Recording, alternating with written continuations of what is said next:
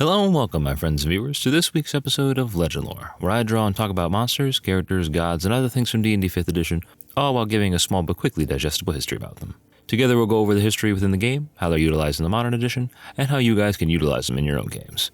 This week, we're going to be going over Ilmater, the Forgotten Realms god of suffering and endurance, and 1/3 of the legendary Triad. Often referred to by the epithets of the Crying God, the Broken God, the Lord on the Rack, and the One Who Endures, Ilmater is the Forgotten Realms god of endurance, martyrdom, perseverance, and suffering, a patron of the oppressed and persecuted who offers them relief, support, and encouraged others to help them. His holy symbol is a pair of white hands bound with red cord at the wrist, and his first appearance was in 1st edition D&D as a servant of the god Tyr, and has followed with each iteration up to the current 5th edition. Ilmater often appeared as a short man wearing only breechcloth, bearing the marks of mutilation and torture on the rack, covered in all manner of open wounds, scars, burns, and other injuries. Sometimes this personification would have his joints broken, and hands that were smashed yet still functioning, and movement for him was often painful and slow. Whether or not Ilmater actually was in this state, or if this was just the appearance he had chosen to take, is unknown. But I would like to personally subscribe to the idea that Ilmater chooses to take on the suffering of those in dire straits, as a way to prove that he actually stands for what he represents, and as a method to keep humility, as gods can often find themselves falling to hubris or arrogance. In terms of his depiction and personality, Ilmater was often described as a willing sufferer, keen to take the place of those or shoulder the burdens of those in pain and anguish, regardless of its origin or its reason. He also enjoyed simple conversation and stories of good memories as they fostered hope for both him and the mortals that he encountered. Beyond that, Ilmater was extremely compassionate, generous, and empathetic, seldom expressing anger or wrath in favor of reason, pragmatism, and utter selflessness. However, extreme cruelty and depravity, especially to the innocent such as bystanders, young creatures, or even children, would elicit the gentleman's wrath, forcing him to put aside his stances on endurance and pacifism to put such terrible acts to a decisive end. Yet still, Ilmater was incredibly forgiving, working to see the good and potential for redemption in other entities, even the most depraved gods such as Leviatar, the goddess of pain and his literal antithesis. In terms of his abilities, Ilmater could sense any kind of suffering the moment it took place anywhere in the world or the multiverse. He also knew whenever a person sacrificed themselves for another being. Whenever Ilmater manifested, he wielded a variety of both martial and magical abilities. He fought mostly unarmed using his fists and martial arts, taking on a primarily offensive mode of attack while simply taking or absorbing any blows or damage dealt to him, his body being extremely durable and hard to destroy due to all the suffering that it had incurred, kind of like how a scar thickens the skin. Ilmater also wielded powerful healing magic and beneficial necromancy, which was also only wielded in self-defense or in the protection of others. Yet, with all this strength and power, Ilmater only ever fought and attacked in response to aggression or to protect his allies, often seeking to disarm and disable his foes rather than killing them. Ironically, however, his unarmed strike is canonically counted as a +5 keen lawful vorpal weapon, so that's fun.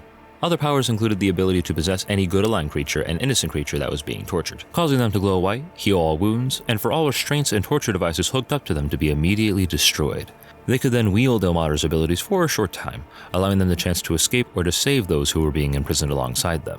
I could actually imagine Ilmater leapfrogging from one hero to another whenever their body couldn't handle his divine presence any longer, each of them getting a taste of his abilities as he leads them all in a breakout of a prison chamber that the villain may be keeping them in. For those interested in the extraplanar side of things, Ilmater's divine servants included celestials such as devas, planetars, solars, holophants, and even the spirits of slain martyrs who had ascended to the upper planes. This could be an excellent avenue to have a dead PC who sacrificed themselves make a cameo appearance in a single session, appearing as a winged celestial spirit wearing Ilmater's mark. Ilmater's closest friends and allies were Tyr, the god of justice, and Torm, god of loyalty and courage, and the three of them formed an alliance known as the Triad, allowing them to become stronger together rather than acting separately. Tyr and Ilmater specifically often traveled together, and often could see the former assisting or carrying the latter on the road, while Ilmater taught Tyr how to live without his sight and to judge fairly and sufficiently. Other allies of Ilmater included Lathander the Morning Lord and Ibrandil, god of caves and darkness. In terms of his enemies, Ilmater stood against all gods who perpetuated suffering, pain, and destruction upon others, the greatest of them being the aforementioned Leviatar, who hated him due to his constant attempts to protect her victims from their torturous ordeals. Other enemies of Ilmater included Talana, Bane, Baal, Garagos, Cyric, Malar, Mirkul, Shar, and Talos, many of which we have covered in past videos and will cover in the future. In terms of his religion and worship, Ilmater often shows his favor with the presence of daisies and white roses, white donkeys, white doves, field mice, or sparrows. His faithful are often encouraged to travel and alleviate the pain and suffering wherever they can find it, and to take it upon themselves if they must, serving as bedrocks to shoulder the pains that the weaker or long-suffering folk could not. Ilmater's worshippers mostly included the sick, lame, or poor, with those who had been injured or were otherwise suffering praying to him for aid and reprieve. As such, his worship was popular amongst serfs, slaves, and oppressed peoples, but also could include people such as merchants, thieves, and guards, all keen to prevent suffering from coming their way in the first place. This would result in Ilmater's worship becoming one of the most widespread and devoted followings in the entire world, leading to him becoming sufficiently powerful. Interestingly enough, Ilmater allowed himself to be worshipped by people of any alignment, which allows for a wide berth of interesting characters ranging from good-aligned healers to evil mercenaries keen to repay nobles for the suffering they brought upon their serfs. Ilmater's clergy consists predominantly of clerics, paladins, and monks, organizing in the aptly named Church of Ilmater, or the Ilmatari as some people like to name it, with many different smaller knightly and monistic orders operating under this umbrella. One of these suborders is the Companions of the Noble Heart, a knightly order focused on actively fighting and destroying those who enacted cruelty and suffering upon other people, and are very well known for actively warring against the Church of Loviatar. Members of this order mostly included paladins and fighters, with a small number of war clerics and even rangers included.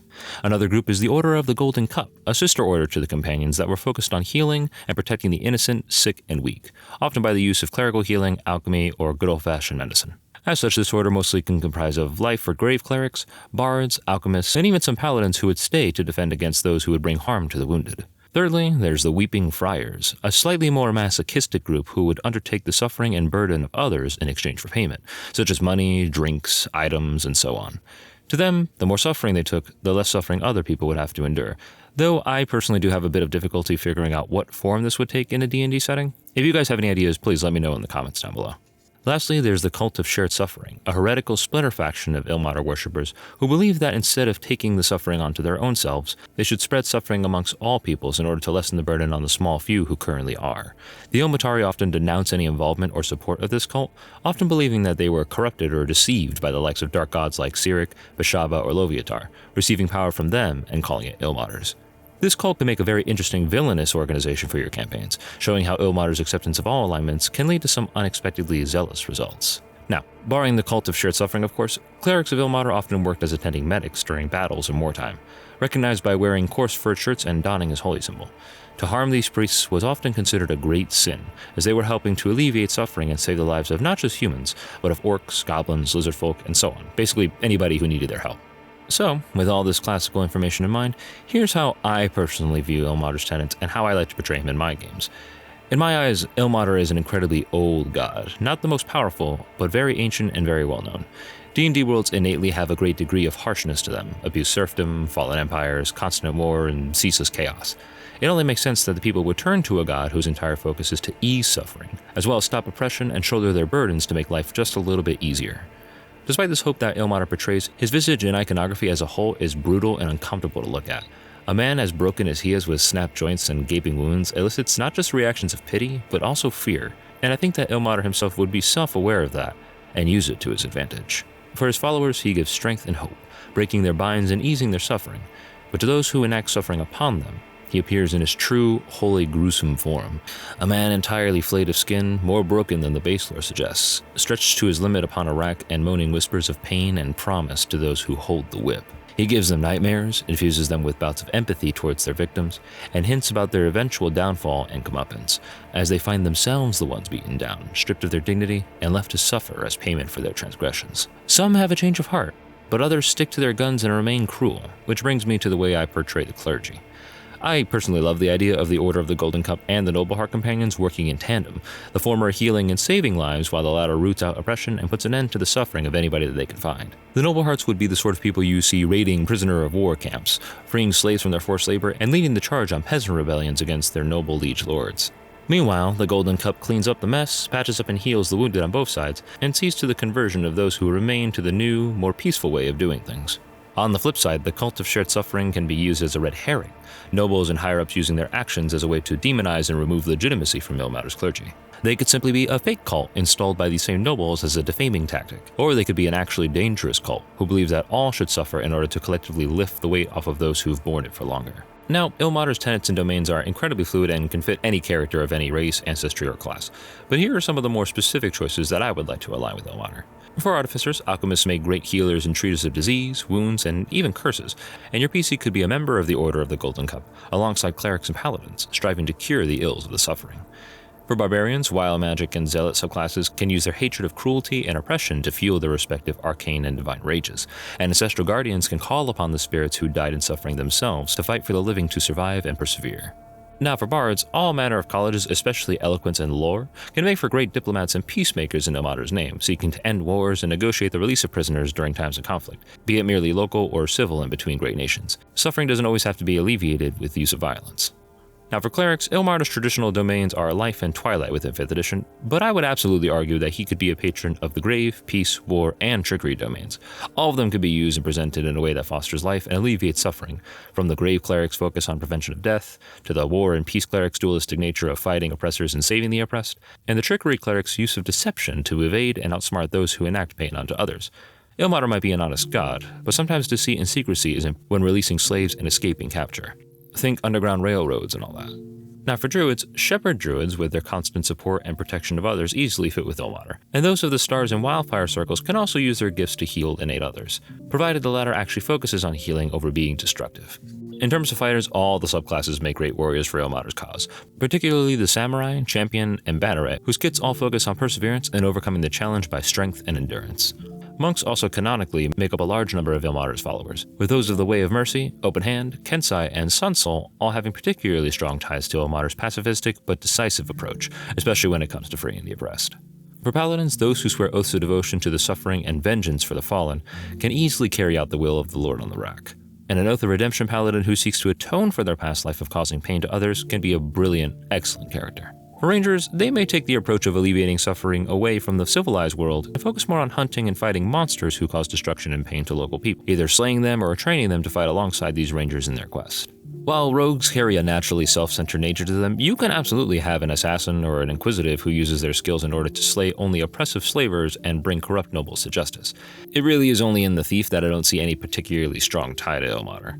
For sorcerers, Clockwork Soul and Divine Soul may make excellent magical scions for Ilmater, particularly with their healing, battlefield control, and ridiculous amount of hit point recovery at later levels. They can definitely take the punishment and burden of keeping the party going. For warlocks, those of the Celestial and Undying patrons both keep to the trend of enduring pain and having ties to a divine being, and Ilmater may absolutely offer a Hexblade warlock a powerful magical weapon in exchange for freeing a few prisoners and raiding some torture chambers. He is pragmatic after all, and he understands that sometimes people want to be rewarded for their good deeds, quote-unquote.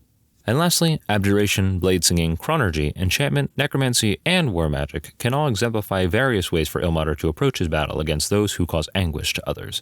Enchantment's penchant for being used as a tool of oppression can be used in a fight fire with fire situation, and necromancers can create undying legions to provide labor in place of abused servants, and abjuration wizards are the masters of magically diffusing any type of aggressive magic. Now moving on to the direct DM resources, here are a pair of NPC ideas that I came up with while reading up on Ilmater, representing both the good and evil sides of his tenets and desired goals. Our first NPC is Callous Tanker, a member of the Order of the Golden Cup who seeks to atone for the cruel actions of his past life. You can decide what these actions might be, ranging from hunting fae to serving in a rogues guild or even being a part of an oppressive kingdom's guard. But he has since converted to Ilmater worship and is determined to make amends and improve his life, hopefully with the aid of the party should they meet by chance. When your party meets Callous, have either one of them have a passing knowledge of him, or, if they're in a town, have a villager or another NPC recognize him and either flee in fear or act overly accommodating. It shows how one's actions can leave a lasting stain and reputation, which Callous will have to work hard to wash away. Should he aid the party in any of their endeavors, show his reputation improve over time and things to begin to look up for him, and as a reward he may be willing to part with some of the magic items he wielded in his past life, hoping that the party can actually do some real good with them. Our next NPC is Cordia the Red, a companion of the Noble Heart who isn't exactly noble or good. Coming from a harsh background of forced servitude and watching her parents be ground to dust beneath the wheels of industry, Cordia wields Ilmater's tenets as a hammer, breaking the chains of the oppressed and punishing the oppressors with death, or at least a very good maiming. Cordia could be an Oath of Vengeance paladin, a zealot barbarian, or anything else so long as she retains her righteousness and anger. She believes that all nobility should be put to trial for their abuse of the common people, and isn't above performing evil actions to get the things that she needs to see this done. She can make a great non-good aligned ally for the party, or even a villain if her actions have gone too far and resulted in the suffering of the innocent. Or perhaps a noble puts a bounty on her out of fear that he is going to be her next target, calling the party to bring this perceived villainess to justice, only for her to reveal to them the transgressions of said noble. Now for magic items related to Ilmater that you guys can give to your players, these things can be found in places like old temples, hospices, and cloisters in abandoned dungeons that were tied to Ilmater. While all these things make sense, my personal recommendations for this list are the Cauldron of Rebirth, which allows those who suffer death to have a second chance, the Bloodwell Vial, which requires the wielder to bleed before receiving its benefit, the Amulet of Proof Against Detection and Location to avoid being scryed upon by the oppressors whose slaves and serfs you just liberated, and the Staff of Defense for very obvious reasons. And for a homebrew magic item in this video, we have the Ties That Bind, a pair of +1 hand wraps that require attunement. While attuned to this item, your unarmed strikes deal 1d8 plus your strength or dexterity modifier, whichever one you choose. You also gain a +1 bonus to this unarmed strike's attack and damage rolls, as well as acrobatics, stealth, and athletics checks. This item also contains an amount of HP equal to your character level, which can be used to heal an ally by touch as an action. You regain all of this item's healing capabilities on a long rest, and for the final ability, when a creature makes a successful attack against an ally you can see within 15 feet of you, you may use your reaction to funnel the wrap's magic towards the enemy, forcing them to suffer some of the damage from the blow they just dealt. The ally now instead only suffers half the damage, while the enemy must make a DC 15 Constitution saving throw or suffer the other half. You can perform this action 3 times per long rest, and this is important, a use of this item in this way is only expended if the target fails its saving throw. If it succeeds its saving throw, the item does not expend a charge.